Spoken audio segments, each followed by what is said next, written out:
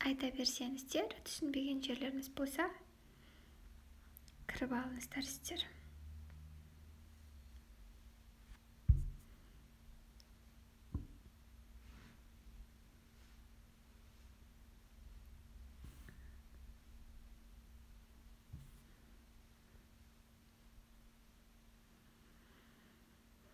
Калькуляторымды алып алдым.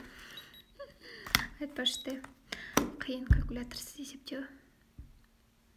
Тем более мен сияқты логикасы қиын адамдарға вообще баспен есептеудің қажеті жоқ.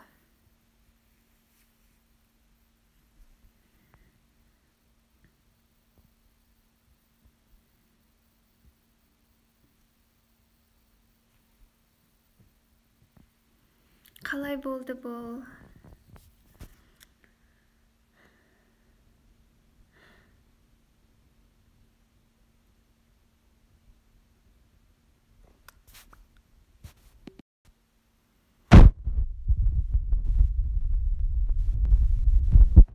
Өте қуаныштымын. Ой, мен эфирде жақсы болып өзім қосылып кеткені.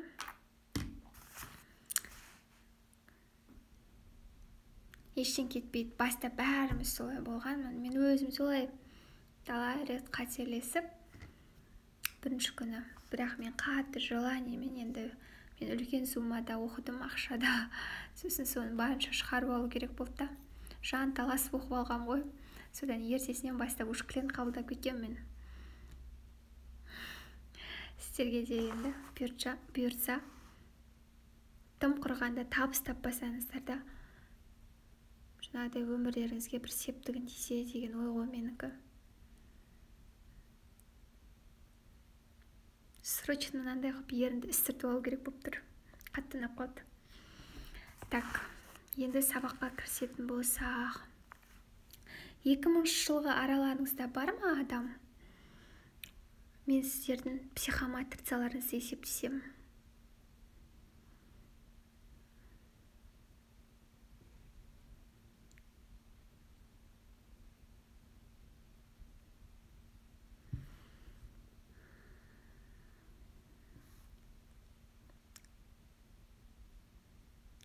Так, жаза беріңіз сіз. Енді бірінші жазып қойғандікін алайын. 2001 дата рождениеңізді жазып жібересіз ба? Туған күн, ай, жылыңызды. Сіздікін есептейін.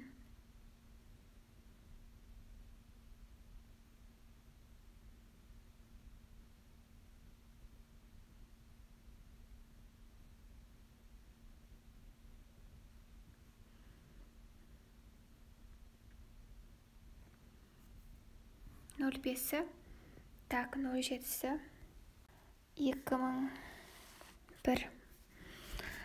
Так, бұл кісі мен енді көптеріңіздің аттарыңызды шатастыру мүмкін. Айып етпеңіздер, е. Так, 05-сі, 07-сі, 2001. Дәл жаңағыдай Пифагор психоматрицасы сияқты қылып бірінші есептейміз. Бірінші. Енді мен нөлдерді алмаймын. Сіздер бай кете берейін. 2 плюс 1. Значит, біз 5 қосу 7 қосу 2 қосу 1. Бізде 15 шықты. Так. Екінші біздің істейтін бізде бірінші қосымша санымыз. Кстати, біз бұда қосымша сан деп есептемейміз. Бұлай шығарып ала беріңіздер, е, бірақ бізге қалай түсіндірсем болады? Метод сәл басқашалау болады. Бірақ жазып қоя берсеңіздер де болады осылай. Так, екінші біздің істейтін жұмысымыз бір қосылған 5 6 түседі. Мынау екінші ұш. Так, 3 15 минус 2. Мынау бізде постоянно жүреді. Бұл біздің формуламыз деп түсіндірдім сіздерге. Мына жақта сан жоқ, 5-тің өзін аламыз. 2-ге 5-ті көбейтеміз 10. 15-тен 10-ды алсақ 5 шығады. 4 5 шығады. Өйткені мынаның өзі түседі. Енді бізде 5-ші істейтін дүниеміз бар енді. Жаңа айттым. Так, бұл кісі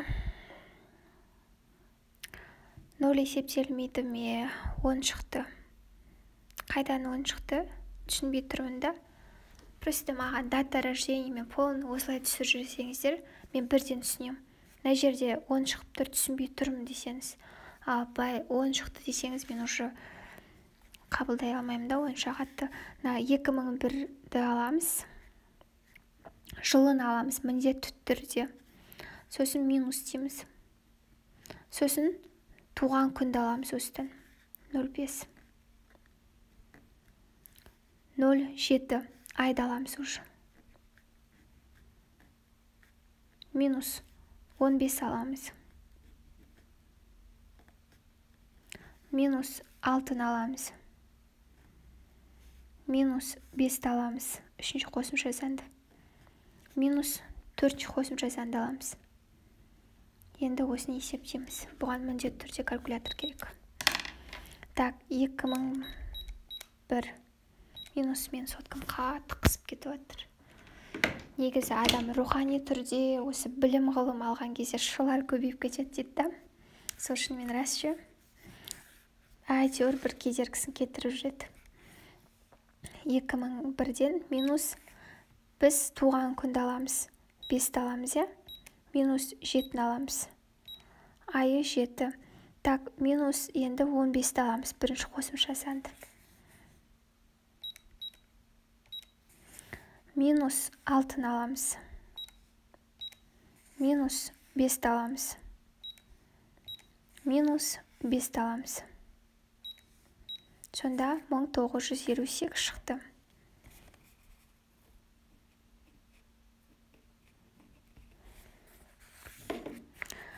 Так, енді біз психоматрицаны былай сызамыз.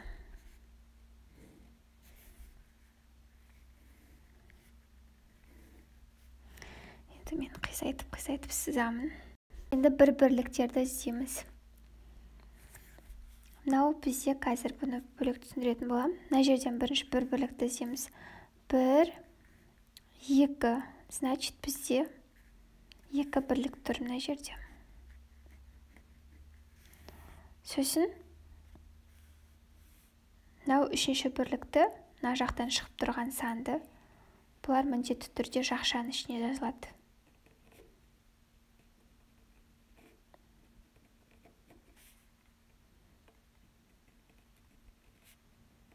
Не жазылады дейін. Так, мынау бір, значит, жақшамен түседі бұл жаққа. Бұл қасиетті дамытуға болады деген сөз жұмыс істеп. Бұл қасиетті шығаруға болады бойынан деген сияқты. Мүмкін ол кісі шығарып қойды ма деген сияқты. Екіліктер. Бұл кісіде қарап отырмыз. Бір ғана екілік бар, я? Түсіреміз үш жерге. Басқа екі жоқ. Үшті іздейміз. Үш жоқ бұл кісіде. Төртті іздейміз. Төртте жоқ.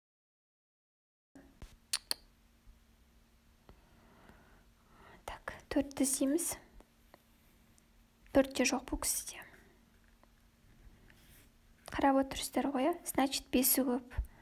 1, 2, 3, 4, и то бесінші бесі бар екен. Қараңыздар.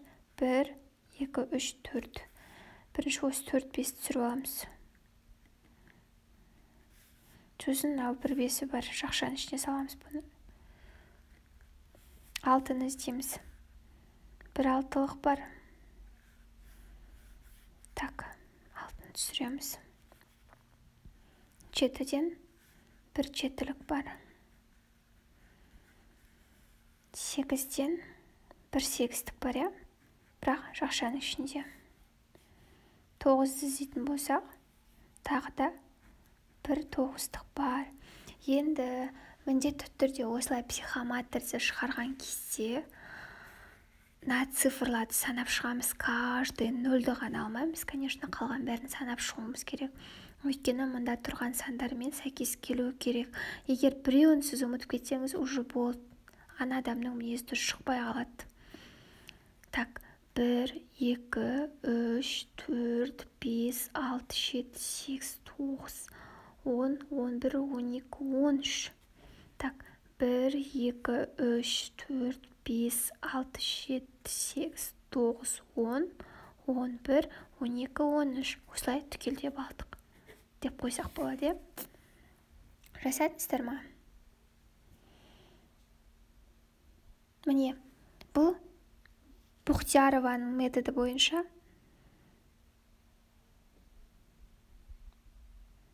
енді бұл кісінің мінезін айта кетейін, қысқа нұсқа сіздерге түсінікті болсын. Сосын видео түсірейін, сіздерге прямой эфир сақтаймын. Сосын тағы да жаңағыдай біздің группада сіздермен толығырақ танысатын болып жатамыз. Ренжімесеңіздер, 3 сағат деген скоро 12 болады. Сондықтан барынша тез түсіндірейін. Бұл кісіде 3 бірлік көрсетіліп тұр. Біреу жақшада. Жұмсақ мінезді жан деп айтуға болады. Өзінің нәзік темпераментімен ерекшеленеді. Мынау кез келген ортаға оңай сіңісіп кетеді. 3-ші бірлік бар бұл кісіде. Жан жақты, бірақ энергия аз, тез шаршап қалады. Көбінесе ми өте жақсы бұл кісіде логика мықты деп айта аламын. Математика, физика сабақтарын негізі мүмкіндігінше өте жақсы шығарады деп айта аламын. Мүмкін қызықпайтын шығар қазіргі таңда, бірақ болашақта мықты осы салада жетістікке жетуі де мүмкін. Бірақ енді мынау уже көп бес, егер бұлмен жұмыс жасамаса, бұл кісіге де тоже қатты энергия сияқты да өзінің пайдасын тигізбеуі де мүмкін кейбір уақыттарда. Мынау 1-2-лік бар. Бұндай адамдарға энергия кішкене көбейту керек. Таза ауада көп жүру керек. Көп жер анадан энергия алу керек, Өйткені 2 деген бұл бізде энергия. Бір ғана 2-лік энергия жетіспейді. Тез қызығып, тез басылады. Жаңа мен сияқты екен, 3-тік жоқ. Қарап отырсақ, қызығушылық бар кез келген дүниеге, бірақ көбінесе аяқтамай жатамыз.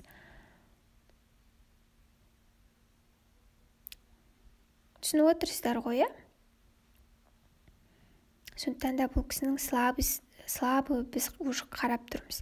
Слабы жері тез қызығып, тез басылады. Сондықтан да бір дүниені алғанда, до конца соны қызығып, жемісін жеуге тырысу керек. Мен бұрын жемісін жемесем де оқып аламда. Қоя салатынмын. Қазір уже жемісін жеуге үйрендім. Пайдама жаратып үйрендім. Так, 4 жоқ бұл кісіде. Яғни мінезі шыдамсыз деп айтсақ болады. Денсаулық кішкене слабость бар денсаулықта. Сосын все и сразу деп айтатын адамдар. Бірден болғанын қалайды кез келген нәрсенің. Тоже жаман мінез деп айта алмаймын. Бірақ кішкене сабыр сақтау керек бұндай адамдарға. Егер мынау совместимость болашақта көретін кезде, енді ол нумерология бойынша ғой, ары қарай обучение айтылады. Совместимость шығарып жатқанда, енді просто біреудің де психометриясын алып қарайсыздар ғой, өзіңізде 4 болмай тұрма, жігітіңізде 4 болмай тұрма, онда қоя салу керек отношения. Потому что екі адамдарда сабыр қатты жоқ, либо әйел адамға көп сабырлық таныту керек ол кезде. Потому что екеуінде де 4 жоқ, бір-бірлерін көп кінәлап шығуы мүмкін. Сен кінәлісің, сен солай істеп едің. Анау екінші жігіт шығуы мүмкін, жоқ, сен кінәлісің деген сияқты. Потому что шыдамдылық жоқ кішкене. Планета Меркурий планетасы өте жұмсақ планета. Өте мықты, ойланып жүретін адамдар бар. Всегда ойланып қабылдайтын адамдар деп айта аламын. 6-лық бұл кісіде бар, көріп тұрсыздар. Еңбекқор, ақша табатын адам, ақшаның, бақыттың, байлықтың потогы ашық деп айтсам болады, енді 7-лігі бар. Енді кез келген адамда бақытта, байлықта бәрі береді Алла тағалам. Тек орнымен мынандай ол үшін әрекет етіп, берекет Алладан дейді ғой. Бірақ 6-лығы бар адамдар, олар ақша тапқыш адамдар, жақсы табыс таба алатын адамдар деп айтсам болады. Бірақ бір ғана 6, бұндай адамдар өзінің жұмысына физикалық тұрғыда біреу көңіл күймен барып істемейді да, көбінесе өзі желаниемен ғана істейтін адамдар физикалық тұрғыда істеген кезде. Так, 7, бір 7-лігі бар, әйел бақытты туылғаннан берілген бұл кісіде. жолы болғыш, арасында бірақ болмай тұратындарда уақыт болып тұрады, потому что жетіліктің күші әлсіз, иә, көріп тұрғандарыңыздағыдай. Жалпы өзін қорғап жүретін бір періштесі бар деп айтсақ болады. Көп естисіздер ғой өздеріңізде, ажалдан қалған адамдарды ол бір періштесі қақыпты ғой деп айтады. Сондай бір періштесі қорғап жүретін адамдар, жетілігі бар адамдар. 8 бұл кісіде бар. Неге чувство долгын дамытуға болады болашақта. Негізі енді 2000 жылғарда көбінесе 8 пайда жоқ вообще, көбісінде. Олардың барлығында чувство долга деген жоқ емес, просто бұнда гиперэнергичный, эгосы көп, мынандай Z ұрпағы, кез келген нәрсе қолынан келеді, өзіне сенеді, болашағына сенетін адамдар. Ал мына уже 9, енді бұл 1-9-ға қарап, бұл кісінің памяті нашар деп мен айта алмаймын. Потому что жан-жақты қарау керек та. 2000 жылғарда бұларда память болады міндетті түрде. Көбінесе 90-шы жылғардан әрі қарай кісілерде 1-9 шықса, уже точно айта берсеңіз болады. Память нашар, тез ұмытып қалады екенсіз деп. Ал мынандай кісілерде 2000 жылғарда память нашар деп айта алмаймын. Бірақ уақыт өте келе память нашарлап кетуі мүмкін. Уақыт өте келе, бірақ қандай да бір жасқа келгенде, үлкенірек бір жасқа келгенде. Сондықтан да памятті жақсартатын дүниелерді қазірден бастап қолға алу керек деп айтсақ болады. Тарс еткізіп айтуға болмайды да, сен цифранда мынандай бар екен, значит сен сондай адамсың деп. Потому что сіз оның жылдарына қарауыңыз керек. Сіз оның әрбір санын дұрыстап зерттеп зерделеуіңіз керек. Сосын уже айтасыз, мына кісінің уже планетасы Меркурий, өте жұмсақ планета, нәзік, нежная, обаятельная, өзінің бір сүйкімділігі бар адамдар деп айтсам болады. Нәзіктіктің планетасы. Өзінің нәзіктілігімен ерекшеленетін адамдар бұлар. Сіздерге түсінікті болды ма? Мында разница көріп тұрсыздар, иә? Мына уже 2000 жылғы емес, үлкен, 2000 жылғадан жоғары адамдардың психоматрицасы осылай шығарылады. Ал мынау уже 2000 жылғардың психоматрицасы метод Бухтиярованікі. Мүмкін болса, мен эфирді сақтап шықсам қалай болады сіздерге? Бір жауаптарыңызды берсеңіздер. Мені көріп отырсыздар ма? Мен дауысым естіліп тұр ма? Эфир қатып қалып жатқан жоқ па сіздерге?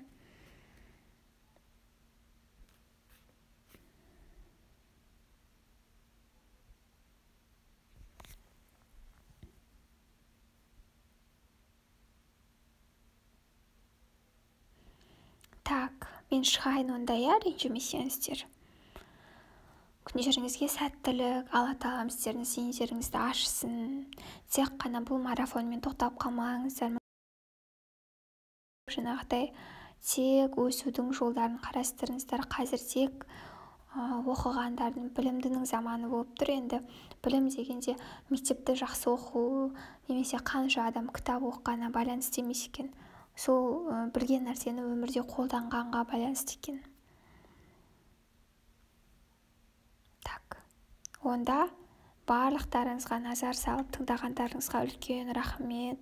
Алтын бастарыңызды иіп, алтын сағаттарыңызды қиып, маған арнап, мен марафоным арнап, осылай бір ауыздан бірігіп, эфирді көріп жатқандарыңызға мыңда бір рахмет.